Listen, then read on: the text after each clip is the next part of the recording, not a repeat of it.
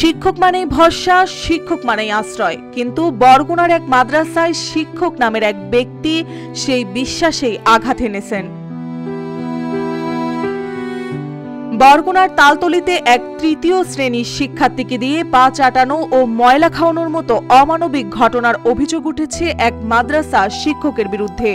পড়া না পাড়ায় ছুটির পর ওই শিক্ষার্থীকে একা ডেকে নিয়ে ভয়ভীতি দেখিয়ে এমন নির্মম আচরণ করেন শিক্ষক, এমনটাই দাবি করছেন ভুক্তভোগীর পরিবার।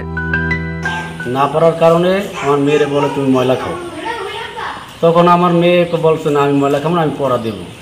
তারপরে আবার পড়া দিয়েছে, তারপর পড়া পারে নাই, না পারে তারপর মারছে, মারুক সমস্যা নেই। তারপর সে একা লাইব্রেরিতে ডেকে নিয়েছে, আমার মেয়ে একা লাইব্রেরিতে ডেকে নিয়েছে। নেওয়ার পর আমার মেয়েরে বলে তুমি এখানে বসো, চৌকির তলে বসো, বসাইছে। কয় এখন আমার পাও ছাড়ো, যতক্ষণ আমার পাও ফসানো হইবে ততক্ষণ আমার পাও ছাড়ো। এই যে কাজটা করছে এটা যখন বিচার আমি চাই, আমার মেয়ের কাজটা কেন করলো? আমার একটা মেয়ে পড়তে দিচ্ছি, টাকা দিয়ে পড়াই, আমি তো এমনি পড়ি না, টাকা দিয়ে পড়াই, তোমাদেরকে টাকা দিয়ে আমি কাজ করাইতেছি। আমার মেয়ে তুমি পড়াবা, লিগালভাবে পড়াও। আমার মেয়ে পারে না, তুমি পিডাও, মাদ্রাসায় মেয়ে পিডাও, যে জায়গায় পড়া লাগে চল তুমি ওখানে বেশি পিডাও। কেন আমার মেয়ে স্পেশাল দায়িত্ব লাইব্রেরির ভিতরে নেলা, লাইব্রেরির ভিতরে নিয়ে চলেছো, তারপর আমার মেয়ে কেন মারলা?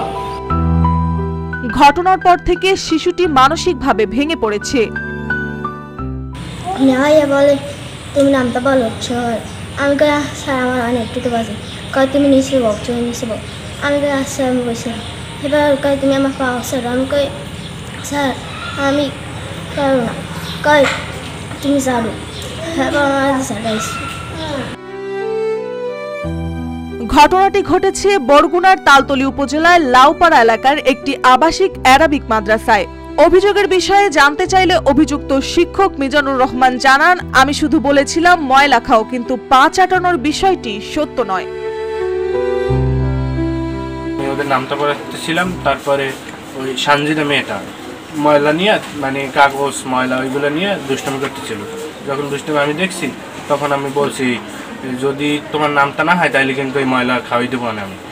তারপরে ও যখন পড়া দিয়েছে তখন পড়া হয় নাই। তারপরে আমি বলছি যে তুমি পড়ো, আবার পড়ো, তারপরে যদি তোমার যখন পড়াইবে তুমি নিয়ে আসো, এটা বললে আমি চলে আসছি। তারপরে কিছুক্ষণ পর ওই মেয়েটা আসছে পড়া নিয়ে। যখন আসছে বলছে, আমি বলছি জিজ্ঞেস করছি হয়েছে, বলছে হ্যাঁ।